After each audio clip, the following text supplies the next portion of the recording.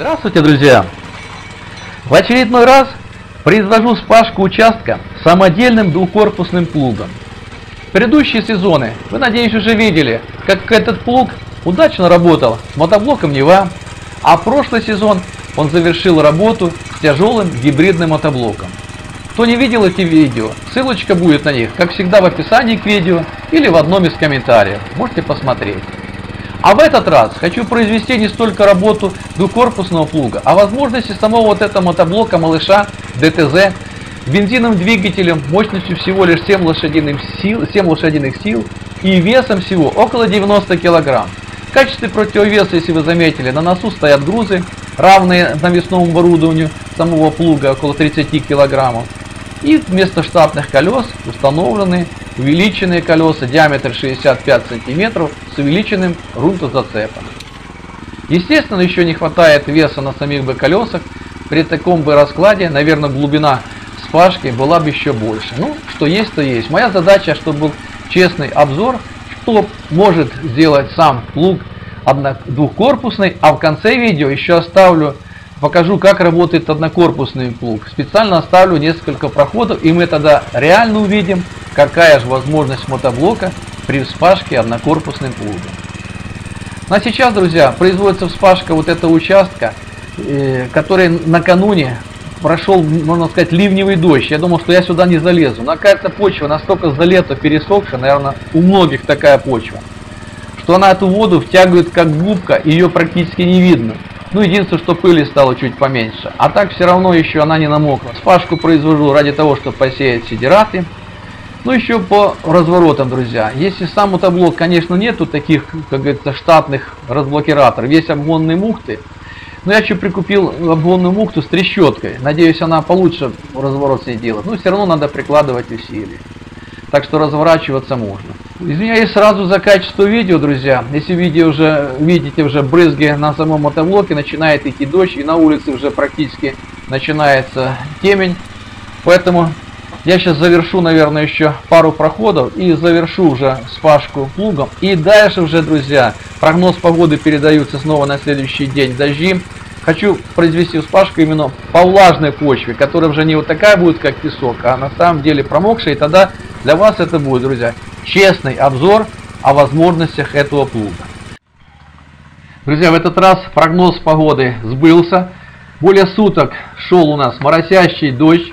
Почва пропиталась довольно неплохо, но в то же время за счет солнца и ветра верхний слой почвы начал резко высыхать.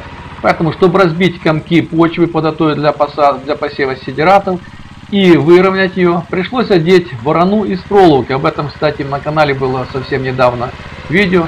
Она как раз, ворона, для этих целей подходит прекрасно. Ширина ее более метра, и она с легкостью выравнивает почву и разбивает вот эти небольшие комочки. Как и обещал, снова к мотоблокам одел самодельный двухкорпусный плуг. Кстати, на канале есть видео о размерах этого плуга и как я его изготавливал. Ну, спашка, скажу сразу, идет намного сложнее, потому что почва все-таки после больше суточных дождей промокла сильно. И где-то, наверное, влага остановилась в районе 8-10 сантиметров. Это как называется подплужная подошва. Еще не успела распределиться, и даже иногда колеса пробуксовывают. Поэтому приходится практически после каждого прохода участка приходится счищать почву как с лемеха, так и с отвала. Если бы, конечно, подождать еще, наверное, пару дней, бы почва более равномерно распределилась по всей почве, и вот такого грязного или липкой почвы не было. Многие сейчас трактористы или мотоблочники, которые тяжелые мотоблоки мощные, сказать, что это ты двухкорпусным плугом только царапаешь почву. Друзья, я с этим соглашусь. Этот плуг рассчитанный только лишь для того, чтобы запахать сидираты в зиму. Здесь у меня глубина достаточно всего лишь 10-12 сантиметров. Спашку произвожу на первой передаче. Обороты где-то в пределах 2200 оборотов, то есть чуть больше холостых. Двигатель тянет уверенно. Практически стартует, можно сказать, с холостых оборотов и ни разу не захлебнулся все время. Я не знаю, что там с этим двигателем они сделали, может, жиклеры увеличены поставили. Ну, действительно, вы посчитайте, что мало мощности вот этих 7 лошадиных сил и мало веса, то, конечно, для этой цели Больше подойдет, наверное, мотоблоки уже дизельные и более тяжелее. И вот уже подходим, друзья, к завершающему этапу испытаний. Это как работает этот мотоблок с однокорпусным плугом. Этот плуг у меня удачно работал с мотоблоком Нева, ему уже 20 лет с лишним. Установил же я на ту же сцепку, где были два корпуса, только саму стойку уже прикрутил внутри самой сцепки. Таким образом увеличил ширину захвата этого плуга на 4 сантиметра. Толщина профильной трубы 4 сантиметра. Забегая вперед, еще хочу сказать, друзья, что плуг этот стоит у меня в жесткой сцепке, и при помощи, вы видите, растворных болтов регулирую его таким образом, чтобы мотоблок с плугом и шел сам ровно, без вмешательства человека. Только таким образом у меня получается идеальный проход при любых условиях. Единственное, чувствуется, что все-таки разблокираторы вот эти или удлинительные полуосей сделаны не совсем качественно. Имеется большой люфт на шестигранника, и задняя или хвостовая часть плуга немного виляет в ту и в иную сторону. Поэтому это очень тоже, друзья, сильно влияет. Я вот сейчас сравниваю, как у меня шел мотоблок Нева с этим плугом, и сравниваю сейчас этот мотоблок, и за счет люфтов вот это виляние чувствуется и заметно. Ну вот и все, друзья, на этом я уже думаю буду заканчивать работу. Сегодня уже это последний проход. Прохожу, даже задевая уже растительный слой, который находится в саду. По окончанию прохождения плуга произведу замер, какая будет глубина пахоты. Я думаю, для многих это будет интересно.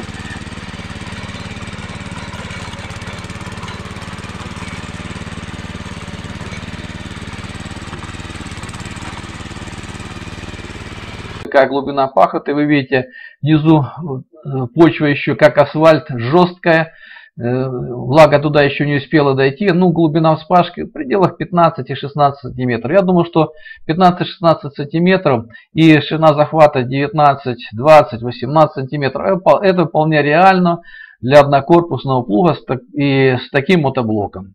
Ну, соответственно, слегка его только нужно подгрузить. Вот так вот выглядит участок уже после того, как я прошел бороной и произвел посев сидерату при помощи ручной сеялки. Не стало сеять, рассыпая, как говорится, почву, потом бороновать, потому что очень много зерна остается сверху, и голуби с лихвой выклевывают эти все посевы. Поэтому пришлось дедушке немножко побежаться по огороду, наверное, километров 5 с лишним прошелся, но ничего, это полезно. Ну, друзья, если вам было интересно это видео, поддержите лайком. А если у кого есть вопросы или желание, чтобы подготовить дополнительное видео о настройках плуга, как однокорпусного, двухкорпусного, пишите в комментариях. Я думаю, что для этого у меня еще есть возможность все это сделать. Тем более, что еще пахотный сезон еще впереди. Ну а всем, друзья, хочу пожелать, что плуг вместе с мотоблоком и оператором мог только ехать налево. Это шутка, конечно. Чтобы вы могли управлять и работать с ним в удовольствие, чтобы плуг всегда работал сам, чтобы делал ту глубину и ту ширину пахоты, которую вы ему задали. Всем успехов, удачи, хорошего настроения и до встречи на канале. До свидания, друзья.